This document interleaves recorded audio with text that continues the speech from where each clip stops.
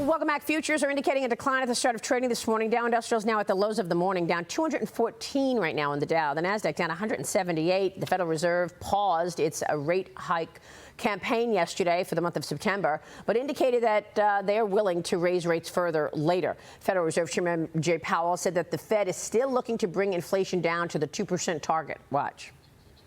We're prepared to raise rates further if appropriate, and we intend to hold policy at a restrictive level until we're confident that inflation is moving down sustainably toward our objective. In determining the extent of additional policy firming that may be appropriate to return inflation to 2% over time. Joining us right now is Piper Sandler's chief investment strategist, Michael Kantrowitz. Michael, good to see you. Thanks very much for being here. What's your reaction to the Fed in action yesterday? Good morning, Maria. Well, I think they removed another leg of the bullish narrative in that, there were a lot of rate cuts priced into equities or into the bond market for next year. And I think his point was to put that in question for the financial markets. So, I think they continue to remain data dependent. I think there's a lot of uncertainty around the economic outlook, as Powell said.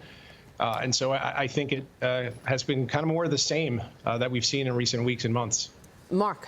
Yeah, Michael, I think one of my biggest takeaways from the Fed's meeting yesterday is this higher for longer concept, this theme that they're rolling with. It's for real. I mean, we're not looking at a Fed funds rate dropping below 3% until at least 2026. And then even after that, they're expecting 2.5%. Yet Americans overall, we've really grown accustomed to cheap money, and that's how we fueled our lifestyles dating back to probably 2008 or 2009, once that zero interest rate policy really took hold. What do you make of that from a consumer standpoint? Yeah, well, I would take some of the Fed's forecasts with a grain of salt, because we've seen their forecasts radically change when the macro data radically change, and we're watching employment for that. I agree. I think the consumer is struggling with this backdrop of higher costs, whether it's from energy prices or higher interest rates. When you look within the consumer, obviously there's different levels of struggle going on. And then we've got other issues like student debt loan repayments restarting. So what we look for is not looking for the aggregate data to sharply decline. That generally doesn't really happen in a holistic way until you see employment weakness. But you look for markers kind of in the weaker areas of the consumer and the economy more broadly for evidence of the probability of that happening more broadly. So I think the Fed's rate tightening campaign is clearly having an impact, again, on some areas more than others. And so we have confidence and continue to see employment data soften, which is the road to ultimately, we think, a hard landing. Well, a hard landing meaning a recession, and I want to see what the market message is, because even though you've got the major indices up big year to date, Michael, even you write in your most recent note that the market underneath the headlines is really not looking as strong as the headlines suggest. Is this a narrow rally? What bothers you about the rally so far, given that the Nasdaq is showing a gain of better than 30% year to date? Yeah, I think, again, if you look at the big cap, especially growth indices, you could see you see a very different story than if you look at something like small cap value, which is down year to date. So again, looking for these markers, and when was the last time we saw that type of backdrop where large caps were doing so much better than small caps, for example? It was in 07 and it was in 2000. And so that again kind of keeps us in this view that the market is actually, though it's up in the aggregate, it's actually under the surface discounting slower growth. Yeah. That's why the more speculative companies are doing poorly this year, or even down. Part of the issue is the price of oil. Lily, jump in here.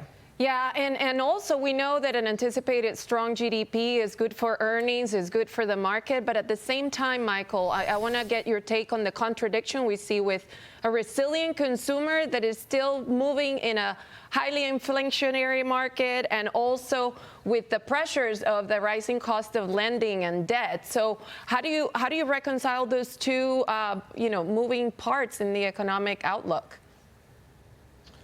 Well, again, if you dig into the consumer data, and certainly if you look at the consumer stocks and the entire economy, it's a tale of, it's been a K-shaped recovery or a bifurcated recovery. And so I wouldn't say the consumer's strong. Certainly wouldn't say consumer stocks are strong.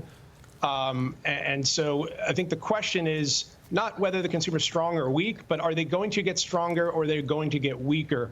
Are the tailwinds that allowed them to get strong present? And I can't help but think, this economic resilience that's being that we've seen and people are talking about, how much of that comes from the massive drop in energy prices in the back half of last year? We can see across history there's about a 6-month lag in how oil and gasoline prices impact investor, consumer, and economic behavior.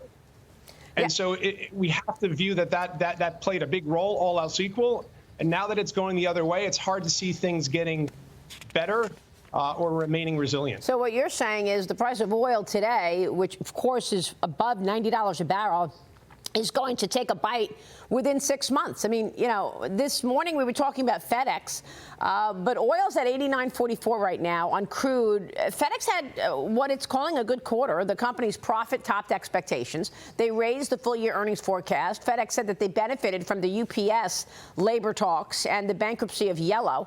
This stock is up 45% year-to-date, Michael, but we were talking earlier, Mark and I, about what's behind the headlines here.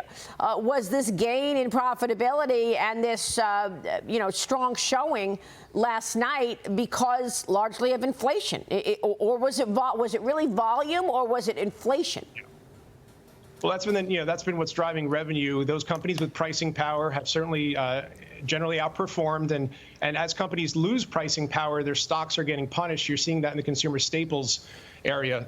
But there's a clear takeaway from FedEx that they're doing restructuring, they're cutting costs, they're shedding staff, and so companies that have the ability to restructure and not massively cut staff, which are generally the larger companies, are going to be a better place to be and are going to kind of handle this macro volatility better. Yeah. When you go down in capitalization, a lot of companies don't have that ability, and that's why we think ultimately, companies are going to want to maintain margins, and we're getting to the point where labor is really the next solution, and we're seeing that. All right, we just got the jobless claims, 201,000, down from the estimates. Michael, good to see you. Thanks very much. Michael Kantrowitz with us this morning. In market low of the morning, down 235 on the Dow.